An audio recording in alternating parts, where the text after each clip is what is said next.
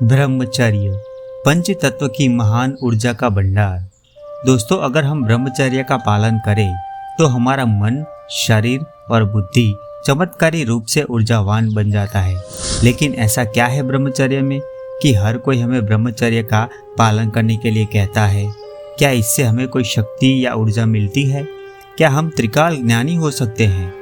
दोस्तों, अगर आप भी ब्रह्मचर्य की शक्ति के बारे में जानना चाहते हो तो इस वीडियो को अंत तक ज़रूर देखना। मैं ब्रह्मचर्य की सारी जानकारियाँ बहुत ही सरल भाषा में देने वाला हूँ, जिससे हमें एक नई सोच मिलेगी, नई ऊर्जा मिलेगी और नई शक्ति का संचार होगा। तो आइए हम जानते हैं ब्रह्मचर्य से होने वाले फायदों के बारे में।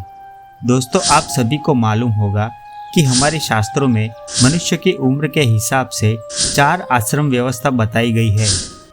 व्यक्ति की उम्र 100 वर्ष मानकर उसे 4 भागों में बांटा गया है और हर आश्रम व्यवस्था 25 साल की दर्शाई गई है। पहला है ब्रह्मचर्य आश्रम, दूसरा है गृहस्थ आश्रम, तीसरा है वानप्रस्थ आश्रम और चौथा है संन्यास आश्रम। उसमें सबसे पहला है ब्रह्मचर्य आश्रम, जिसकी आज हम बात करेंगे। मानव जीवन के प्रथम 25 वर्ष में मन, बुद्धि और शरीर के विकास को निर्धारित किया गया है। जब लड़के या लड़की की उम्र 12 साल की हो जाती है, तब बुद्धि का विकास शुरू होता है और उसे नई नई चीज़ें जानने की और कुछ नया करने की तीव्र इच्छा पैदा होती है। इस उम्र में शरीर के हार्मोन्स में परिवर्तन होता है। लड़कों में दिमागी परिवर्तन ज़्यादा होता है और लड़कियों में शारीरिक परिवर्तन ज़्यादा होता है। लड़के तीव्र इच्छा शक्ति वाले होते हैं और लड़कियां शर्म अनुभव करने लगती है।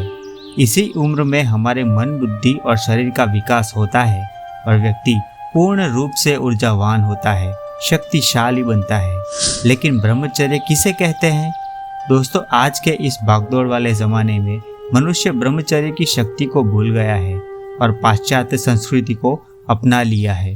ब्रह्मचर्य का अर्थ है ब्रह्म का आचरण करना, यानी हमें परम ब्रह्म द्वारा जो पंच तत्व की शक्तियों वाला शरीर मिला है, उस शरीर में से कोई भी चीज़ बाहर नहीं निकलनी चाहिए, चाहे फिर वो खून हो, वीर्य हो या हमारी आत्मा की शक्ति हो।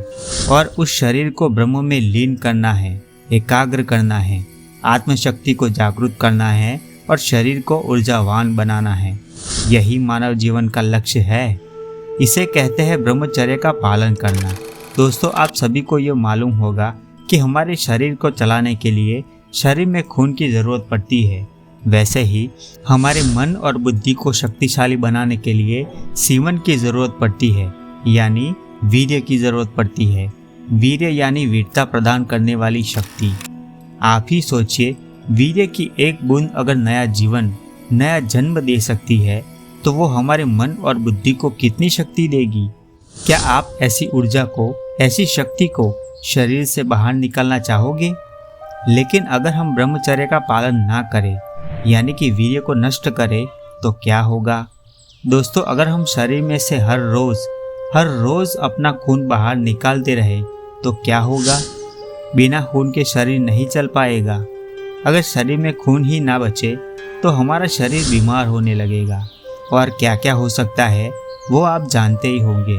वैसे ही अगर हम हर रोज़ वीर्य बाहर निकाल दें तो हमारा मन कमज़ोर पड़ने लगेगा, नकारात्मक विचार आने लगेंगे, बुद्धि की शक्ति कमज़ोर पड़ने लगेगी, जिससे हमारी याददाश्त कमज़ोर होने लगेगी और हमारा शरीर अंदर से कमज़ोर होने लगेगा। शरीर पर झुर्रियाँ आने लगेगी, हम जवानी में भी बूढ़े दिखने लगेंगे, बाल झड़ना शुरू हो जाएंगे। ये सब तकलीफ़ों की वजह से हमारा मन और बुद्धि भटक जाएगी और भटका हुआ मन और बुद्धि हमें गलत रास्ते पे ले जाएगा।